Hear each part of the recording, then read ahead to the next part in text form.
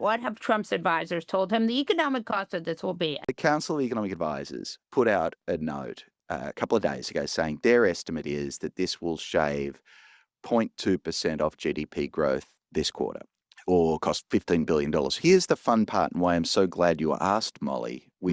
They made an arithmetic error. I'm not joking. Literally, they got their sums wrong. This is not, if I were Justin saying there's a different way of evaluating this, I'd come and tell you that. It's literally, they made an arithmetic error.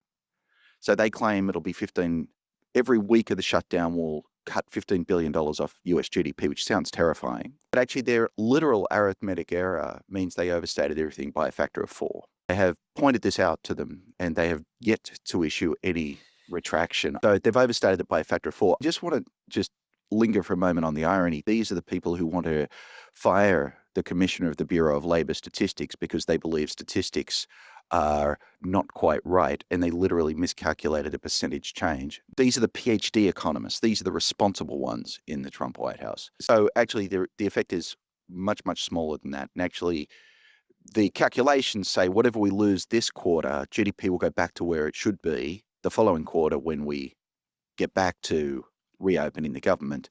And so actually the economic costs, macroeconomic costs, US GDP over 2025 for a week-long shutdown will be 1/100th of 1% lower, which is tiny.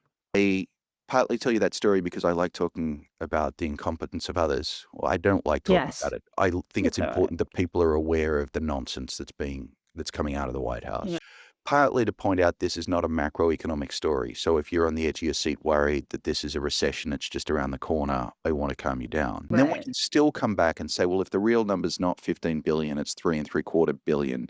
We might just notice here, Molly, you and I, 3.75 is a lot of billions. It's a lot of dollars. So even if it's not macroeconomics, this is like saying to the US people, the American people, we want to burn dollar bills as a way of providing political advertising for one side of politics or the other. Right.